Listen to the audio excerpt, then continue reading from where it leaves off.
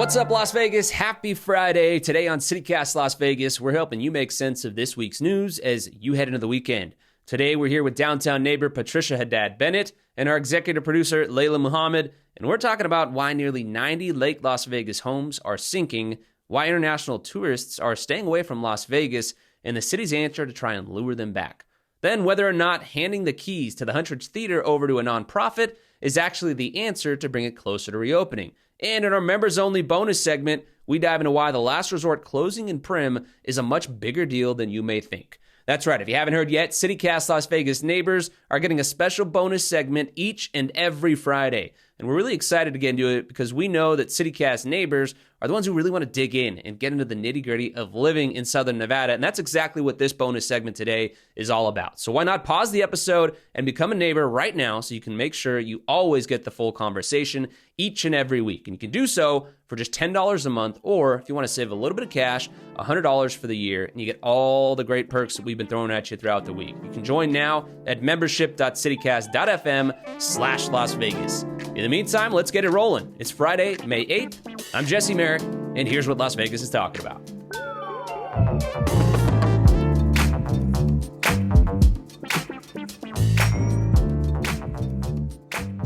All right, Patricia, Layla, happy Friday. How you guys doing? Happy Friday. So good. Hey, Jesse. Happy Friday. I can't wait. These are always usually some of my favorite episodes. You know, we always have so many cool things to talk about. Today, we got a little spiciness in this one. Some good, some bad. And we're starting with a very interesting one about Lake Las Vegas. Patricia, apparently homes are sinking out there. What's going on? Yeah, so indeed, apparently something like 90 homes over in the Del Webb community at Lake Las Vegas, which is over in Henderson and has the cute little boardwalk. And it's kind of unclear why and how the water got there in the first place. But according to yes, there you go, a lawsuit filed by the Homeowners Association against Pulte Group, houses out there are sinking, like you said, Jesse. And so allegedly, there is significant structural damage across the community. There are issues with cracked foundations, damaged walls and patios. And one of the main things that got called out was shifting, like retaining walls in backyards. The pictures are crazy. Yeah, it's not pretty, that's for sure. And so the HOA says that the issues are stemming from construction defects tied to soil movement and just conditions of the ground in the area. Some homeowners have already spent money trying to address the repairs. And obviously, there's still a lot of need to update and ensure that they're shoring up some of the building out there. And, you know, the thing is, like, these are multi-million-dollar homes. Not that it doesn't matter what the cost of your home is, you should have solid foundation underneath that. Exactly. I think That's not asking that much. Yeah. But so Pulte is saying, like, hey, we are working with the homeowners and the neighbors on a one-on-one basis. As a downtown neighbor that has experienced a lot of crazy things in our area, can relate to when a company says we're working on an individual basis, but obviously there's always, a systemic issue as well. And so the HOA, like we said, is running a suit on that. But Pulte is saying that the issues, should be handled through arbitration and not through a lawsuit.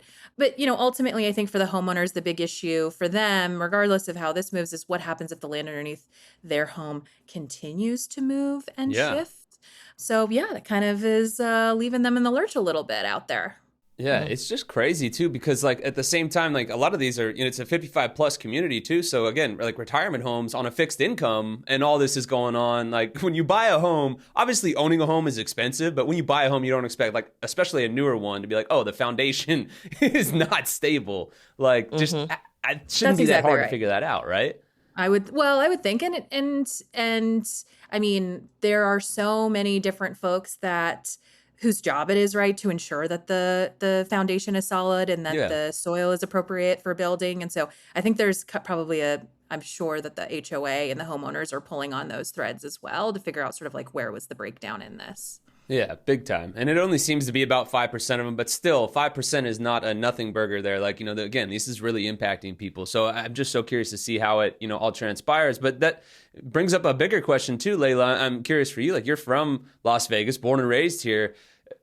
How do you wrap your head around Lake Las Vegas and what it was supposed to be? Like, does all that just seem like a big, spiraled mess? Like, was it a mistake to build out there in the first place, I guess? Some could say Lake Las Vegas was a mistake. Like, we probably shouldn't have a man-made lake. I remember when I think it was like a Tough Mudder or a Spartan race out there. There was one moment where you had to go into the water and like put your head underneath. Yeah. And everybody was pausing and like, oh no, we have to put our heads underneath Lake Las Vegas. Like, it was terrifying. Amoebas. Exactly. Non-potable water is my understanding. Yeah. And literally everybody paused and just like took a moment to reflect on what we're about to do. And I did it. It was scary. It was like the only obstacle that you couldn't go around.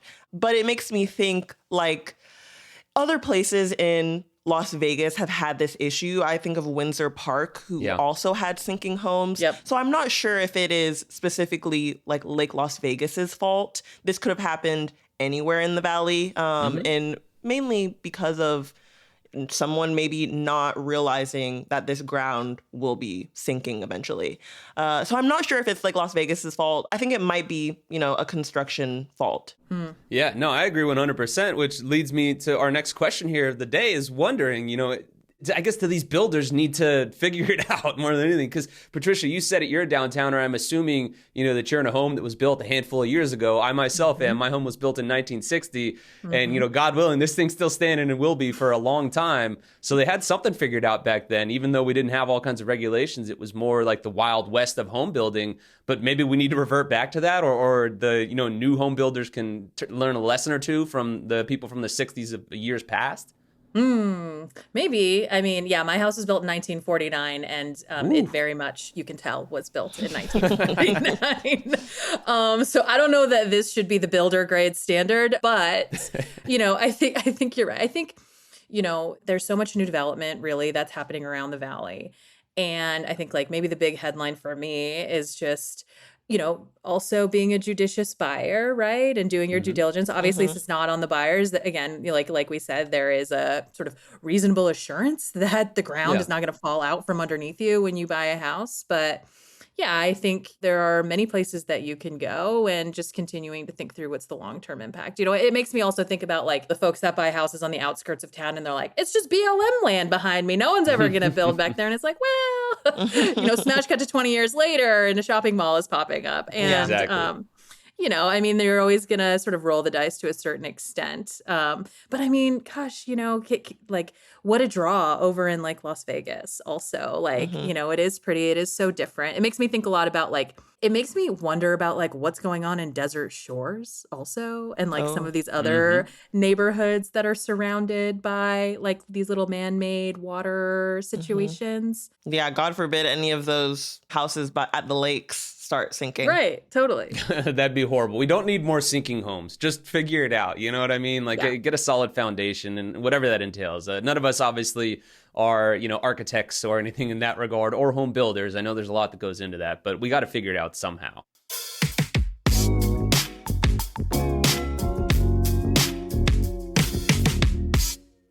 Hey y'all, it's Layla Muhammad, executive producer at CityCast Las Vegas. We're in our spring membership campaign, and we have something really special for new neighbors who join over the next 2 weeks.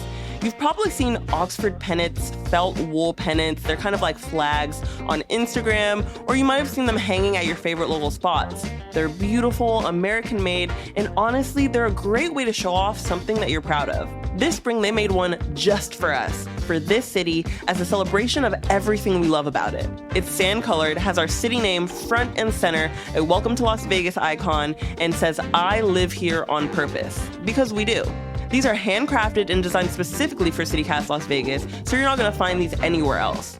Hang it at home, at your office, or wherever you want to remind yourself and everyone else that you love this city with all of its quirks and delights, and you want to be a part of making it better. When you become a CityCast Las Vegas neighbor, you're also getting ad-free listening, invitations to members-only events, a curated weekly email, bonus content, ticket giveaways, and more.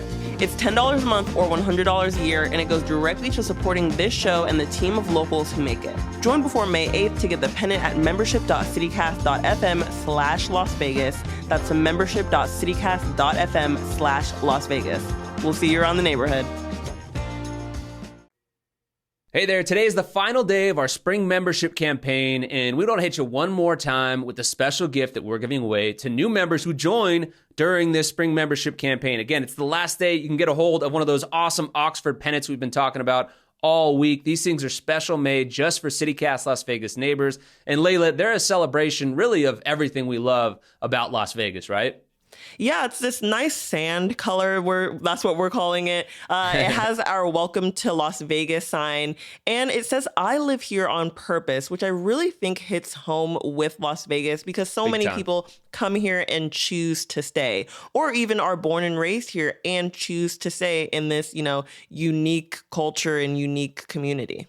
Yeah, these things are awesome. And I think they kind of give off like retro vibes as well, which I think just fits our city as a whole. So I love it. I'm going to be throwing it up in my home office for sure. Looks great above my desk. Exactly. Like you can't beat it. And that's just one of the many great things that we offer here at CityCast. Another one of them, obviously, is building an awesome community. It's a cheat code to kind of make some new friends when you arrive to town. Yeah, I hear so many neighbors coming to events saying that they listened to us a few months before they moved here, and now they're at an event making friends, learning insider tips about the city, and feeling more connected to their community.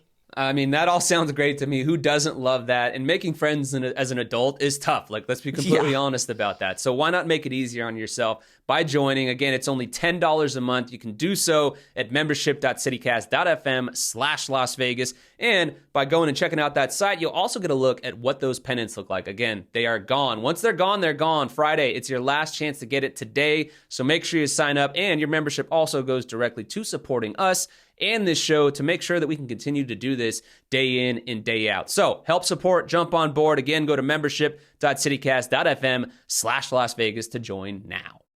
Speaking of trying to figure some things out, though, Las Vegas is trying to figure out their whole, tourism approach and everything like that. We hear about numbers going down, numbers now starting to rise up and all that stuff. Layla, what's going on with our tourism here in Vegas? Because obviously that is such an important thing for us here as locals because that's, our primary driver of the economy. Yeah, so this is from reporting from Rick Vallata at the Review Journal. The Las Vegas Convention and Visitors Authority reported this week that international visitation was down 4.8% in 2025, falling to 4.7 million visitors, which, isn't nothing. But to put that into perspective, Applied Analysis, which does the economic impact for LVCVA, estimates that each visitor spends $1,322. So that drop translates into a loss of $314.1 million in international spending compared to 2024. That's a lot of cash. Yeah, right. The report listed visitation totals from 28 foreign destinations to Las Vegas and showed that North American countries are down 9.2% with a 17.4% drop from Canada and a 1% increase from Mexico. About half of visitors to Las Vegas come from North American destinations with about a 50-50 split between Canada and Mexico. Something interesting that I learned in this report is that 11% of all foreign travelers are coming from the United Kingdom, and it's the largest source of overseas visitors, and that had a 1.4% decline, while other European countries declined in the double digits. But it's not all bad. Some countries saw double-digit increases, like Taiwan, Argentina, Turkey, and Hong Kong. Kevin Bagger, vice president of the LVCVA Research Center, also said that Australia, South Korea, and Japan saw year-over-year increases. Coming on the heels of this report is the LVCVA's announcement on Wednesday that the Strip and downtown Las Vegas is doing fireworks every Saturday in June and July. To celebrate the 250th anniversary of the signing of the Declaration of Independence. Over 8 consecutive Saturdays, there's going to be an 8-minute firework display from different resorts each night. You can find that schedule online. We'll probably also post it in our newsletter. That'll happen at 9 p.m. You can also hear synchronized soundtracks on radio stations, and there'll be complimentary programming on the Sphere. Yeah, it's a whole thing. This is part of the LVCVA's Pack for Vegas summer marketing campaign to promote domestic travel. The idea behind the campaign, and I'm quoting Steve Hill, president and CEO of the LVCVA, is that there's never been a better time to pack for Vegas. Sure. as part of the America 250 Great American Road Trip Initiative, which I did not know was a thing. Me neither. Yeah, Las Vegas tourism officials are encouraging summer travel from 3 of its biggest drive markets. So they're doing pop-up activations in each LA county, San Diego, and the Phoenix Scottsdale area. They're offering the first 100 cars $100 in gas on Thursday, and people will also have opportunities. That's it? I know. I'm like, come on. Half a tank of gas at this point. Yeah. You know what gas costs these days? I don't think that's going to get you to Las Vegas, but maybe it'll help someone. I don't know. And there'll also be activations. At that activation, there'll also be opportunities for like pictures with showgirls and a chance to enter to win a 2-night stay in Las Vegas. Okay, I have another question, though, too. This is throughout the month of July, correct? June and July. June and July. Okay, so at least in July, June, the temps are creeping up. So, hey, why don't you hop out of the car and take pictures of the showgirls and all this stuff in the desert heat? I don't know if I love that. I'll be completely honest. The activations are in LA, San Diego, and Phoenix. Yeah. Gotcha. Okay, I misunderstood that. Okay. Yeah, we're going out there. We're doing pop-ups in our biggest drive markets to encourage those people to drive to Vegas. Okay, that makes much more sense where the temps are a little cooler. At least, though, in the Arizona area, I guess you have those issues there. Yeah, Phoenix and Scottsdale can be like 10 degrees hotter than it is here. But you can come to Vegas, come inside the casinos. The AC is blasting. Always. And I mean, that mitigates a little bit. Yeah, that'll help you out for sure. And so, okay, this is their whole strategy, the big push. It's centered around these fireworks. At least I know from my background of working in sports and everything, talking to the folks over at the Las Vegas ballpark and any minor league team that I've covered throughout my career, they always say that when they do those Friday night fireworks, those are always their most well-attended games. People love fireworks. Is the strategy of fireworks and blowing things up going to bring people back to Vegas? People love things getting blown up. So, okay, this made me think a lot about like Jonathan Jossel over at the Plaza, who summer, started doing the Friday fireworks. Would love to see the data on what that included. Jesse, I'm sure you could also hear it from your house downtown. Each weekend. It was a reminder, hey, we're here, don't forget. Yeah. I mean, why not? And will the strategy work? I hope so. We need revenue. Come to Las Vegas, spend your money, fund our education system, fund our government, please, for the love. So I wonder, because my family lives in Anaheim, and when I'm visiting them, I can always hear the Disneyland fireworks. So how does that feel for you guys? Like, we got excited, and it was always like a nice treat. Like, oh, Disneyland's doing their fireworks display, and I always see that online. People are posting their fireworks, so I think it is a draw. But how do you guys feel as downtowners who are likely to hear that? Yeah, okay, so living downtown, obviously things are still changing. It's a great place to live, but I hear those, and at first I'm like, wait, gunshot or are these fireworks? I'm like, what's going on here? So I think fondly of it. I mean, well, they just shut down the downtown event center, but, I'm on the far side, like the more eastern part of downtown, and we could hear the EDM music down here. And it's just like a nice reminder that like life is occurring outside of my little bubble. So I think I always think about it fondly, but those folks that are living in the, those condos and towers or whatever, pretty adjacent to the strip. I mean, they're going to have a nice little show. Yeah. With all those windows. Yeah. The people who complained about when the Sphere started doing sound. I wonder how they're going to feel about this. Yeah. To be fair, I'd be kind of freaking out if I had a giant emoji staring in my, bedroom window. I'd be like, yo, what? Yeah.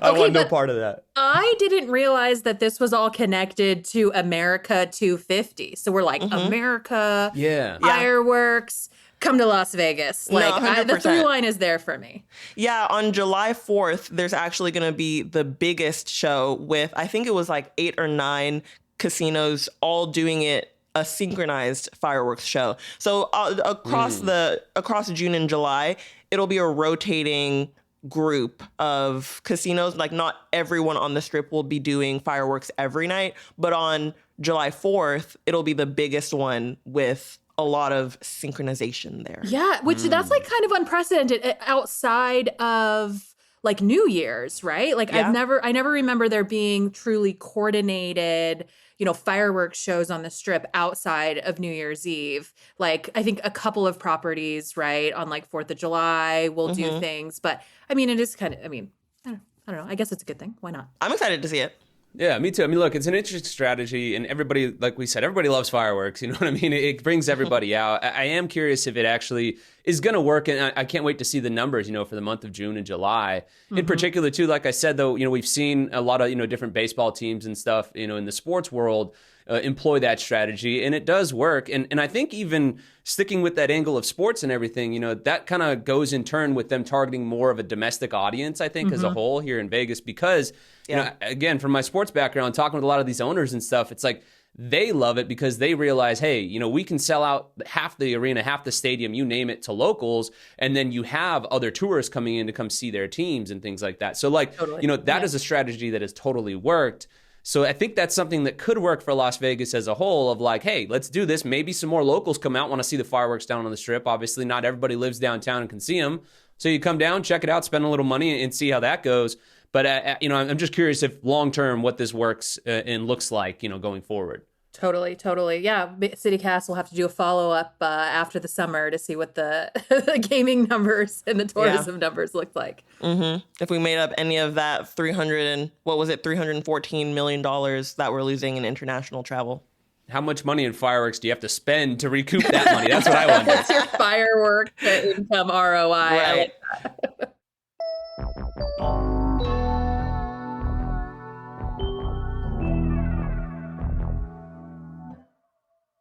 Okay, so let's keep it moving and talk about the historic Huntridge Theater, okay? The developer who's been restoring it, Jay Dapper, just announced that he wants to sell it to a nonprofit organization, similar to how the Smith Center actually operates. The idea is that a nonprofit could actually raise the funds and run the theater itself sustainably long-term, but not everybody's so convinced. City Historic Preservation Commissioners are asking hard questions, including whether this means we're basically starting over, which is a scary thought, and what happens to the partnership with Soho Playhouse that's already in place. And that's still very much in question. We're all trying to figure out what happens with that too. So for you guys, like, do you think a nonprofit taking over the theater itself, because apparently Jay Dapper and company are still going to be owning the attached buildings to the side there, but this is purely just for the theater. Do you think this is a step in the right direction for a nonprofit to take it over and really get things kicked into gear to finally get this thing reopened? Coming from a nonprofit in Las Vegas, and being familiar with that world, I love the idea of nonprofits being able to use the theater as a space for events and make it community focused. But I'm worried about the cost of the upkeep and if they're going to be responsible for that, and the future, the long-term maintenance that a theater like the Huntridge, an older theater like the Huntridge, might require. So I don't know if it's, like I said, I love the idea of nonprofits being able to use the space. I'm not so sure that it's the way to go to upkeep something that, Jay Dapper is having issues with. Yeah. Yeah, I think that's a really good point. I think it begs a question for me around sort of like what were some of the challenges from a for-profit, perspective that he was having. But at the same time, I mean, I don't think having a nonprofit take it over is a bad idea, right? Like they can be really creative in, braiding different types of funding streams, whether that is a fee for service to come in to pay for the day-to-day, and then thinking about, what kind of philanthropy can they get a hold of, whether that's local or whether that's national, to help support their capital campaign. Like there's ways to do this. And I think like a nonprofit is actually, I don't know that it's a particularly novel idea as much as like it is most certainly, I think, a viable pathway forward, as long as there's someone that is willing to, prop up a new org or someone that wants to take it over that has the experience they need and has the expertise needed in order to make this successful. Because I think that there really is a yearning for the Huntridge Theater to open at some point. And folks really want to see that happen. And yeah, I think a nonprofit is totally a viable pathway forward for that. Yeah, it's just a matter of we'll see how much they can raise and consistently, bring in to be able to do that. Because I'm like you, I think that would really spur so much growth over there. I've been waiting years for it to reopen. So hopefully it is a step in the right direction. And we're kind of wondering now if it does actually turn into community space. Like, let's get crazy here. What are your wildest dreams of what the next iteration of the theater, of Huntridge Theater, could be if this thing works? Like, what would make it really pop? I think we need a locals focused residency, which isn't like wouldn't be a local artist because we need someone to maintain. Well, we need someone who can sustain an audience through a residency, but we're building up to that with like the amount of income that this would hopefully bring. And so for a locals discount as well. Yes, that's the key. Thank you. Yeah, locals discount, put Pitbull in Huntridge, let him have a residency, make it a whole thing. People are wearing bald caps and like suits to Pitbull concerts. I think it would be such a fun experience for like locals to have a discount and go experience that. And it could be like, it could cater towards more of like the rock band type of crowd that Huntridge used to pull to. Pitbull was the first artist that came to mind that I was like, I think Pitbull could bring a crowd to the Huntridge Theater. Yeah. I agree with all of that. Yes. Pitbull at the Huntridge Theater and have like a bald cap, discount if you bring one. Exactly. I love that. I think that like all of those things, I think we need, a decent size, but not too big, but not too small, more music venues for sure, particularly in the center of town. And I think that would be really cool, like selfishly. I think about like how cool the Beverly Theater has been with like doing, in addition to movies, like programming, activating it as a community space, I think would be incredible. I'd be lying if I didn't mention that like my wildest dream and hope is that if the Huntridge Theater gets like opened and activated, that actually means something for Circle Park, right? Yes. Next door and green that'd be space awesome. in the area. So, maybe it's a slippery slope, but maybe, that would be awesome. It would just spur so much growth, and we're all praying for it here downtown. For me, I'm kind of along the lines of Layla there. I was thinking about like, okay, who's some folks that could come in there and really just like take over the area? Like you said, Pitbull would be a big draw. For me, I was thinking, okay, what about the Grateful Dead? We've seen the Deadheads take over the city when they're at the Sphere. So like bring the ultimate jam band there, where I still think maybe it keeps it, a little more like true to its roots of like feeling like that locals feel in terms of a jam band really taking it over. I wonder if that's something that would work. Jam band. I've never heard that term, and I think it's my like new favorite word I've heard. I stole that from my mom. I'm down with the jam bands, I have to say. Jam band, I'm there. I want a good 19-minute song with extended guitar solos. Like, I am there for it. I'm with you, Jesse. Heck yeah. Jam bands to bring back the Huntridge Theater. Let's go. And the t-shirt writes itself. So we've come to the end of our episode for most of you, but we still have a thing or two we'd like to get into, like why Las Vegans are mourning the loss of the last remaining resort in Prim. If you aren't a neighbor, well, I guess you'll never find out, and you'll miss out on so many of our insider tips and takes that we throw out in those bonus segments each and every week. Or you could pause the episode, join right now, and tune in for the rest of the conversation in a special ad-free feed. If you ask me, that sounds pretty good. So if you're ready to jump on board, head to membership.citycast.fm/Las Vegas to make sure that you always get the full conversation on CityCast Las Vegas. So if you're ready to get it rolling, again, that's membership.citycast.fm/Las Vegas. All right, Patricia and Layla, that was fun today. I think we hit on, some serious stuff, some not so serious stuff, and, handled a lot of these things with care, I think. Yeah, thanks, Jesse. Thanks, Patricia. Appreciate it.